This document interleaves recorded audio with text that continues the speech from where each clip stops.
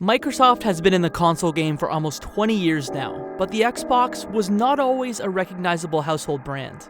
With the impending launch of the Xbox Series X, I thought it was a perfect time to go back and look at a time when Microsoft was launching a console that had similarly high stakes. A launch that involved everyone's favorite Animal Crossing hero Elijah Wood, women with hardware in large sling bags, and one of the greatest things to come out of the state of Nevada, the Killers. You've waited long enough. I give you the future of gaming. Welcome to the Gaming Brief, and on this episode, we'll be taking a look at the launch of the Xbox 360. Microsoft was in an interesting place in the console race in the mid-2000s. That's fascinating. Having launched their first home console in 2001 in North America, no one could have predicted how well the console would have fared. New entries into the gaming space could go one way, like when Sony entered the console race in 1994 with the original PlayStation, or they could go another way.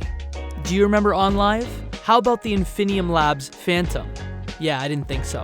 When Robbie Bach, then Chief Xbox Officer, yes, that was his title at the time, took to the stage to talk in depth about the Xbox 360 at E3 2005, he talked about the triumphs of the Xbox in great detail. In a few short years, Team Xbox had done the impossible and gone from having never sold a home console to having 20 million consoles in the market over a 4-year period. A few years earlier, who could have predicted that Microsoft would have done as well as Nintendo in the home console market?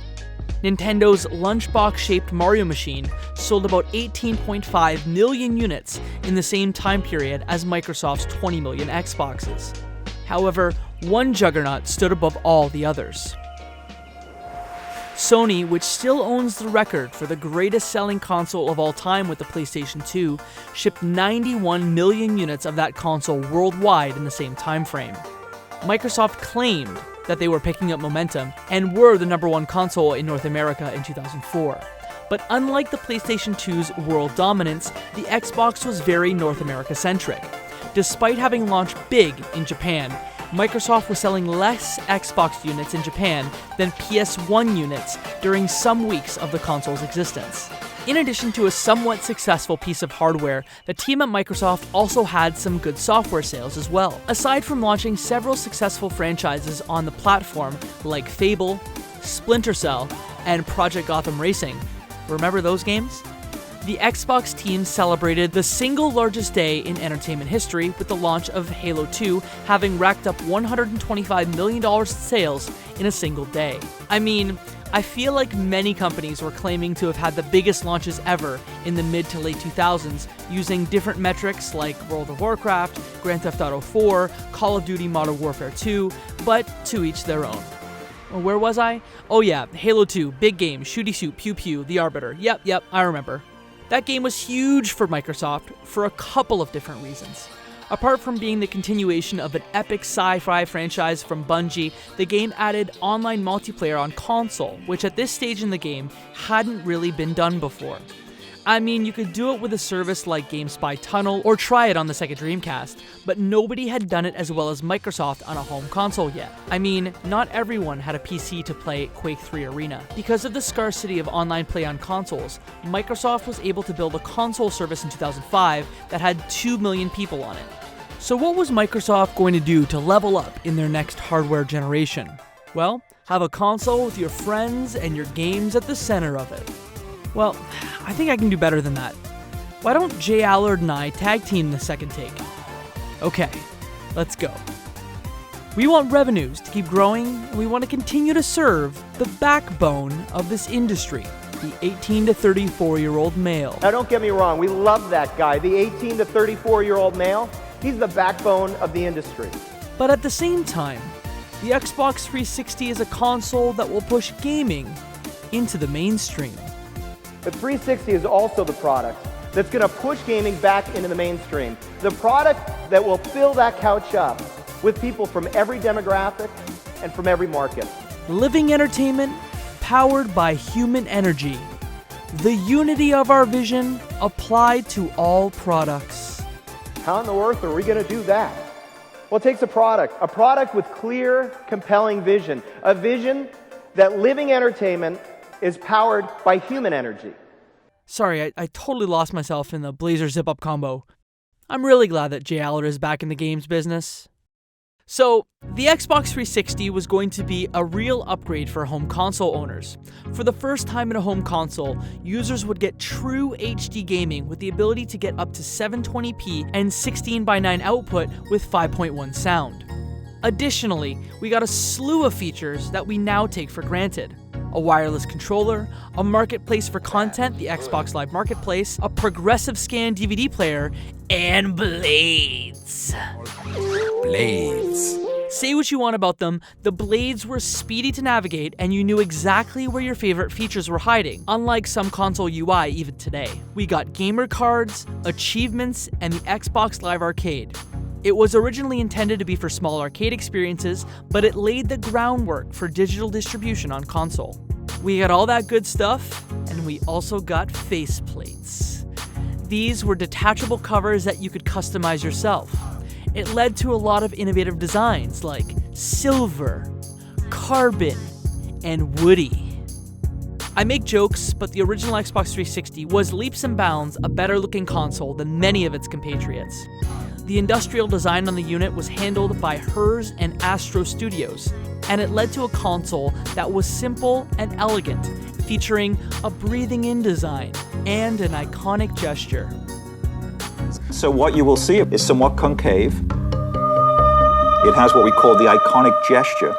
That gesture is iconic enough that makes it distinctive, but not too bold and brash that will make it look, if you will, out of fashion after a couple of years. And what we ended up with was this design.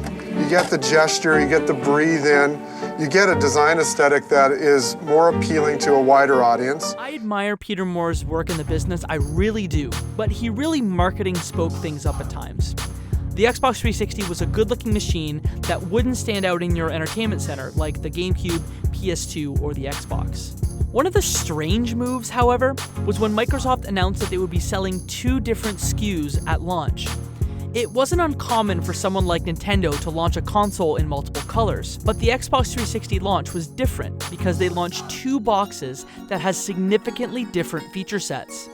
I remember working at EB Games at the time, the Canadian equivalent of GameStop, and despite getting an allocation of core units, nobody really wanted them. Good choices. Now the question is, are any of you guys going to be getting the core system tonight? No.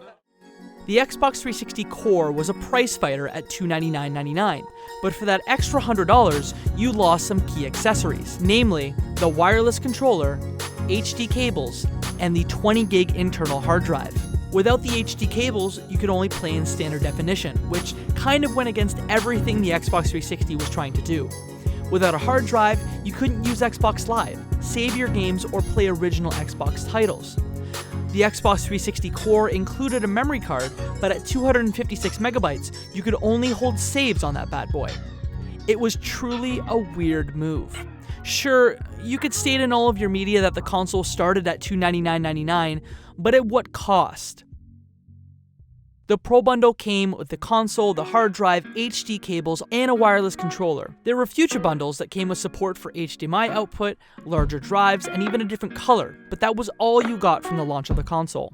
What about the games? Well, this console had some bangers. There's no super stinkers out there. The criminally underrated Condemned Criminal Origins, Call of Duty 2, which was the first time a numbered Call of Duty game was on a console, Amped 3, and Project Gotham Racing 3 made up some of the console's biggest releases, alongside Perfect Dark Zero and cameo Elements of Power, the game that was knack before knack was knack. Other titles included Razor Callahan in all of his green screen story mode glory. She's mine now, and I'm gonna ride her like you never could. And Need for Speed Most Wanted, the first Need for Speed Most Wanted, not the second Need for Speed Most Wanted. We also got a 1,000 easy gamer score in Peter Jackson's King Kong, the official game of the movie, sports titles from 2K and EA, Ridge Racer, Ridge Racer! Remember that one? And a couple of other titles too.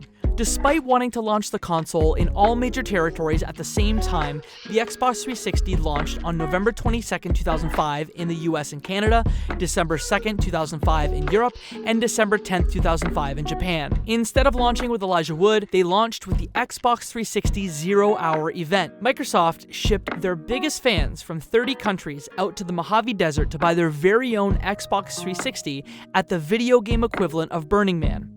They didn't give them away. You had to come to the US to buy it. Man, marketing video games in the 2000s was weird, huh?